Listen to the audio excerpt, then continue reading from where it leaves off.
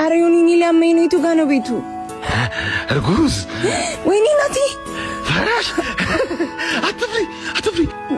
ቆይ እኔ ልጅ ወዳለሁ። እኔ እርጉዝ ወዳለሁ እንጂ ደውይ። ሄሎ እንጂ ደውይ። ከሰላግሽ እዚህ ከሰላግሽ እንዳገሽ ከሰል ምሩ ዮኒ ሰላም ነው ሄኖኬ። ሄኖኬን ፈርተሽ ነው አይደል ምሩ? ከዛ ጀምሮ አስጨነቀኝ እኮ ይኸው። በእናትሽ ምሩ ሄኖኬ በጣም የሚያሳዝን ሰው ነበር። ሚስቱ ልክ እንደ አንቺ እርጉዝ ነበረች። በከሰል ጭስ ነው የሞተችው። ወይኔ ሲያሳዝን። እና ምንም አላደረጋችሁለትም?